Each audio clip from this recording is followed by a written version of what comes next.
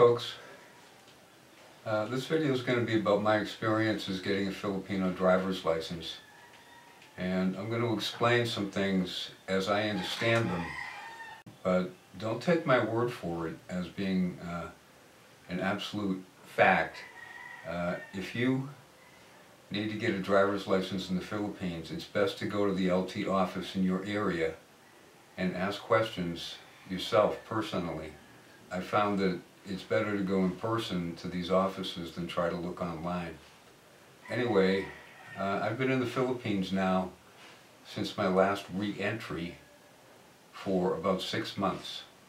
A foreign driver's license, a foreign valid driver's license, is good in the Philippines for 6 months. You can drive in the Philippines for 6 months with a valid foreign driver's license. And after that, you need to get a Filipino license. I knew that, and when I was in the USA the last time, I renewed my California driver's license and I had it with me. So if you have a foreign driver's license, you just go into the LTO office, and what you're going to need is a doctor's. You go to a doctor and get that doctor to fill out a form saying that you're fit to drive. And that's if you're fit to drive. And you need to take that plus a photocopy of your driver's license, photocopies of your passport, the front page with your picture on it, and also the stamped entry when you entered the Philippines, and also any extensions. You need to take photocopies of all those pages, and you need to bring that stuff plus your actual passport and your actual driver's license. You need to bring all that stuff to the LTO. LTO stands for Land Transportation Office. So you need to bring those things to the LTO and then fill out some more paperwork, and they'll issue you a Filipino driver's license after you pay. The payment fee for getting a driver's license or getting a conversion license is 750 pesos. Anyway, that was my plan. I was going to do that. But when I got to the place to get my stuff photocopied, my driver's license, my valid California driver's license, was not in my wallet. So that was a big problem. I had my expired California driver's license, and I showed them that, and they said under that circumstance they could do a renewal for me.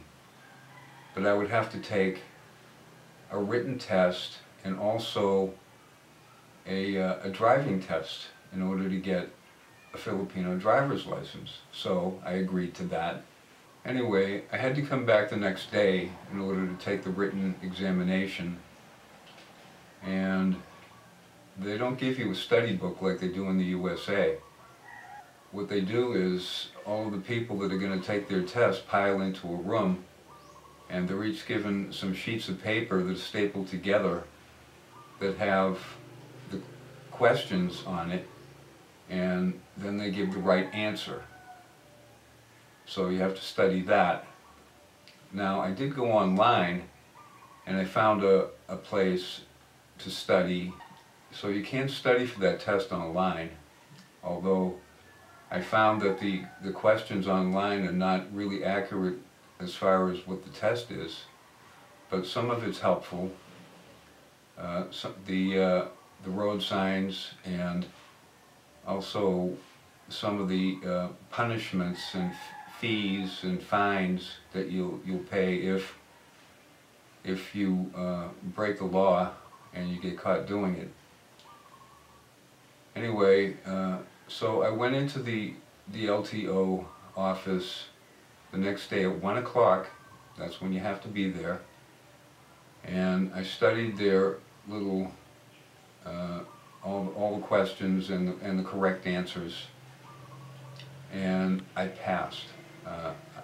Now, the question for a non-professional driver's license, there are 40 questions, and in order to pass the test, you need to get 30 or more correct.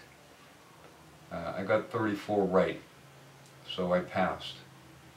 And then after that, I took a driving test in my car, and I passed that too, and then I was issued my Filipino driver's license.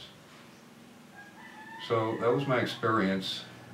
If you have an expired license, keep it, because if you need to get a Filipino driver's license, it can come in handy. Now, the questions on the test, I should tell you, are not, it's not a hard test exactly. It's multiple choice. But the questions are confusing. It's Filipino English, and it's hard to understand exactly what they're getting at sometimes. But I did pass it, and that's the main thing. So now I have my Filipino driver's license. That's it. Thanks for watching.